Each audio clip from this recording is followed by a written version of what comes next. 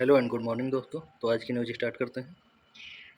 किसे भारतीय नौसेना का अगला प्रमुख नियुक्त किया गया है? आइए अब ऑप्शन देखते हैं। ए ऑप्शन है दिनेश कुमार त्रिपाठी, बी ऑप्शन है R Hari Kumar, C option है विवेक राम चौधरी और डी ऑप्शन है मनोज पांडे। तो ऑप्शन सही है इसमें आपका ए दिनेश कुमार त्रिपाठी। अब आगे देख लेते हैं। तो वाइस एडमिरल दिनेश कुमार त्रिपाठी को भारतीय नौसेना का अगला प्रमुख नियुक्त किया गया है। अब अगला पॉइंट देखते हैं। वाइस एडमिरल दिनेश कुमार त्रिपाठी मौजूदा एडमिरल आर हरि कुमार का स्थान लेंगे। अब अगला पॉइंट देख लेते हैं। एडमिरल आर हरि कुमार 30 अप्रैल 2024 को सेवानिवृत्त होंगे। अब अगला पॉइंट देख लेते हैं। वाइस एडमिरल दिनेश कुमार त्रिपाठी वर्तमान में नौसेना स्टाफ के उप प्रमुख के रूप में कार्यरत हैं। अगला पॉइंट देखते हैं।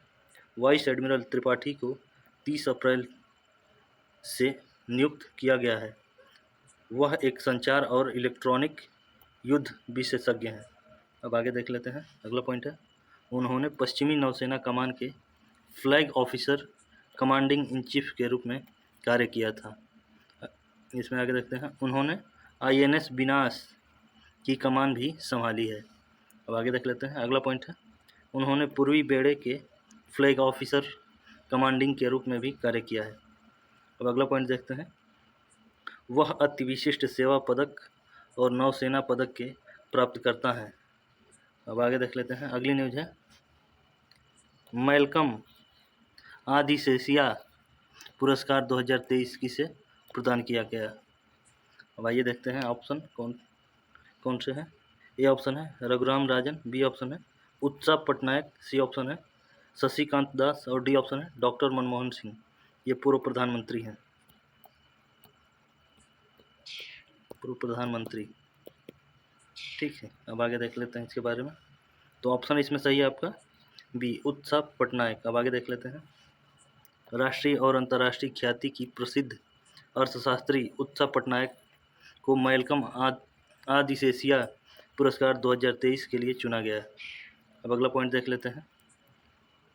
मैल्कम और एलिजाबेथ आदिसेसिया ट्रस्ट हर साल यह पुरस्कार देता है। अब अगला पॉइंट देख लेते हैं। प्रतिष्ठित राष्ट्रीय पुरस्कार उत्कृष्ट सामाजिक वैज्ञानिकों को प्रदान किया जाता है। अब आगे देख लेते हैं। अगला पॉइंट है। विजेता को चुनने के लिए विशेष रूप से गठित एक राष्ट्रीय स्तर जूरी की प्राप्त नामांकनों में से चयन करती है। अब आगे देख लेते हैं। यह पुरस्कार चेन्नई में आयोजित एक समारोह में प्रशस्ति पत्र और 2 लाख रुपए की पुरस्कार राशि के साथ दिया जाएगा। अब आगे देख लेते हैं। अगली न्यूज़ है। विश्व भविष्य ऊर्जा शिखर सम्मेलन 2024 कहाँ आयोजित हुआ? आइए अब ऑप्शन देखते हैं। ए ऑप्शन है दुबई, बी ऑप्शन है कतर, सी ऑप्शन है अबू धाबी और डी ऑप्शन है सऊदी अरब। तो ऑप्शन सही है इसमें आपका सी अबू धाबी। अब आगे देख लेते हैं। विश्व भविष्य ऊर्जा शिखर सम्मेलन 2024 अबू धाबी राष्ट्रीय प्रदर्शनी केंद्र ADNEC में आयोजित हुआ। अगला पॉइंट। इसकी मेज़बानी 16 से 18 अप्रैल 2024 तक Abu Dhabi future energy company Masdar द्वारा की गई थी। अब आगे देख लेते हैं। अगला पॉइंट है। शिखर सम्मेलन के प्रतिभागियों ने दुबई बिजली और जल प्राधिकरण देवा की परियोजनाओं की सराहना की। अब अगला पॉइंट देख लेते हैं। देवा की ग्रीन हाइड्रोजन परियोजना मध्य पूर्व और उत्तरी अफ्रीका में सौर ऊर्जा से हाइड्रोजन का उत्पादन करने वाली अपनी तरह की पहली परियोजना है। अब आगे देख लेते हैं। अगला पॉइंट है। अल सेरा बिल्डिंग देवा का नया मुख्यालय दुनिया की सबसे ऊंची, सबसे बड़ी और सबसे स्मार्ट सरकारी जीरो एनर्जी बिल्डिंग होगी। अगला पॉइंट अब देख लेते हैं। गिनीज वर्ल्ड रिकॉर्ड्स के अनुसार मोहम्मद बिन राशिद अल मखदूम सोलर पार्क परियोजना में 263 मीटर से अधिक की दुनिया का सबसे ऊंचा केंद्रित सौर ऊर्जा CSP टावर है। अब आगे रख लेते हैं। अगला पॉइंट है। गिनीज वर्ल्ड रिकॉर्ड्स के अनुसार इसमें 5907 मेगावाट घंटे की सबसे बड़ी तापीय ऊर्जा भंडारण क्षमता भी है।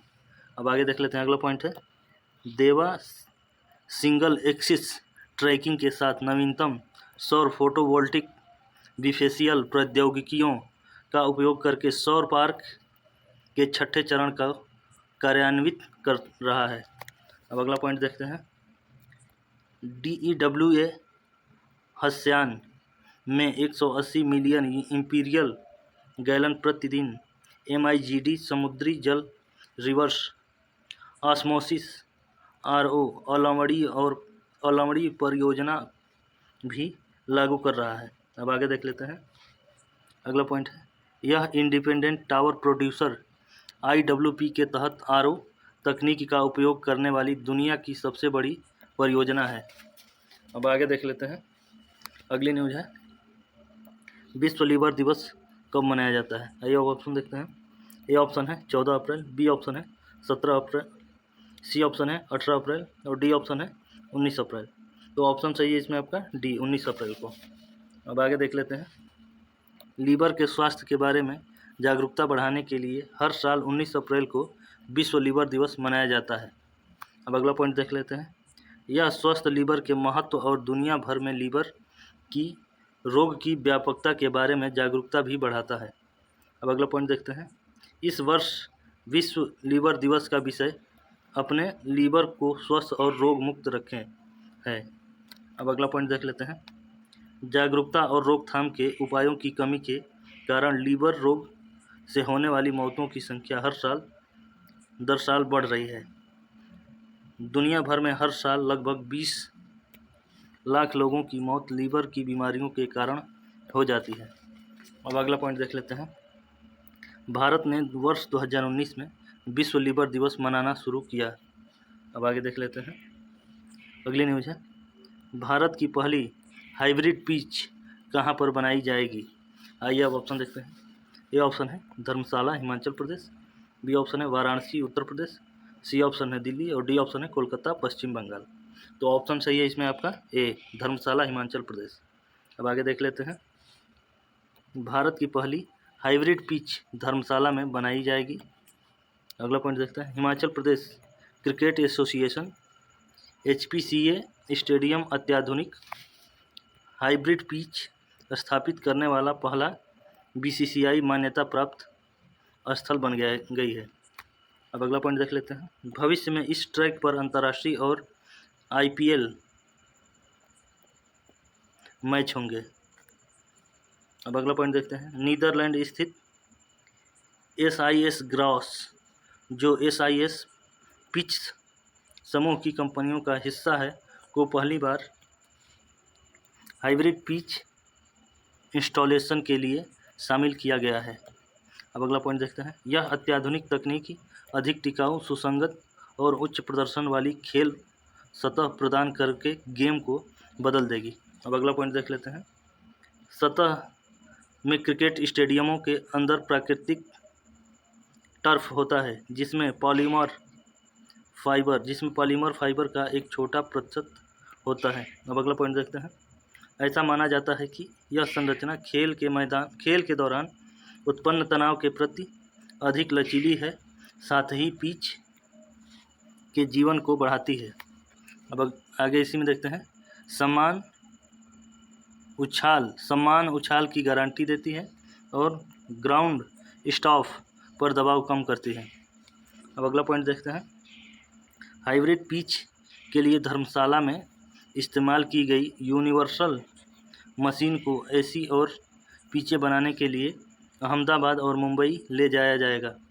अब अगला पॉइंट देखते हैं अंग्रेजी क्रिकेट मैदान में हाइब्रिड स्थापित करने की सफलता के बाद SIS ने भारत में प्रौद्योगिकी विकसित करने का निर्णय लिया है।